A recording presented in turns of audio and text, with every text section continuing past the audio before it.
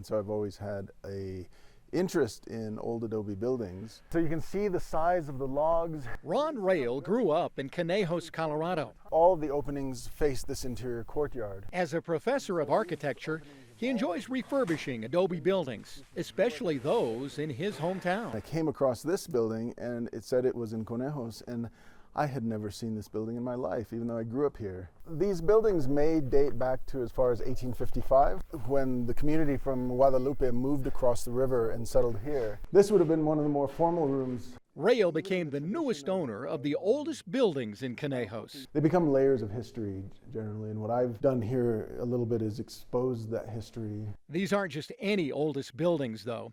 They are what is left of the home of Lafayette Head, Colorado pioneer, Indian agent, and first lieutenant governor. It's referred to in different ways at different times: fort, compound, house, diplomatic center. Certainly, he was the jefe. He was in charge of this site. Dr. Esteban Rail Galvez wrote about Lafayette Head as part of his dissertation. He's caught up, as so many young men at that particular period, in an imperial project of manifest destiny to conquer another land. While the land looked tranquil, it was anything but. It's an overlapping of empires and contested homelands. This would have been the northern part of the Mexican Republic. Would have been homeland for the Ute people. Lafayette Head immersed himself in that diversity. He married a Hispanic woman and became well connected to the Native American populations as well. And in many ways, he was bound up in the entire community. His compound became a cultural crossroads. There were Ute delegations settled here on this site, grist mills and sawmills. It was a vast site with so many things going on. What we're looking at here is a courtyard that was once filled with life, surrounded by an adobe building that served as a fort, but also served all these other cultural and governmental purposes. This was at one time an interior wall. This part of the house was very formal. It would be where the lieutenant governor received guests, political dignitaries from all over the nation, but also dignitaries of the Ute Nation. If you think of those primary institutions, political and certainly religious, Lafayette Head was involved in them. Head went to Washington to meet with President Lincoln and negotiate treaties with the Native American tribes. Ute people at times reviled him because they felt that he was taking advantage of them.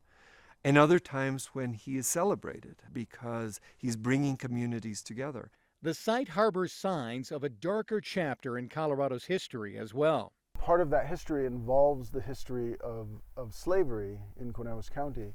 And so within the oral history, this is known to be the slaves' quarters. Indigenous slavery in the American Southwest often gets skipped over in the history books. Captives in Conejos County were typically children that were brought into Conejos County and sold to the church and distributed to the community members through adoption. Lafayette Head, a slave owner himself, created a detailed list of all the indigenous slaves in the area.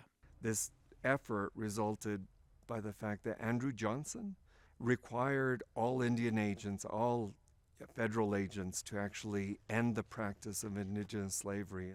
Today, the town of Conejos shows no signs of its place in Colorado's rich history. I tell people this was the capital of the territory. They look at me like, what rock did you hit your head on? Demetrio Valdez lived in the compound as a young child. You know, there's a plaza there, houses all around. The governor's mansion went from here clear almost to that wall over there. The part of the compound Valdez lived in has since been torn down. Once we moved out, you know, kids playing around, broke the windows, broke the doors, you know, vandalized everything. Back in '65, my dad ordered the county to knock them down. Michael Giron lived in the part that still stands. There used to be a door over here. Giron lived here until 2009.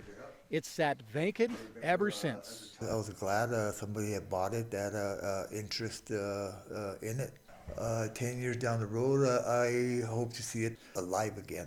Pitched roof is a later addition, And it's an edition that tells the story of the history of the coming of the railroad, of sawmills, of different kinds of technology. Ron Rail sees opportunities for continued education. This building, in many ways, is this three-dimensional history lesson that tells a really complex history of the many different kinds of people who occupied this site. People like Lafayette Head. For many individuals, he becomes a hero because he's fighting for their rights. But he's like many people, complicated and layered, just like this site.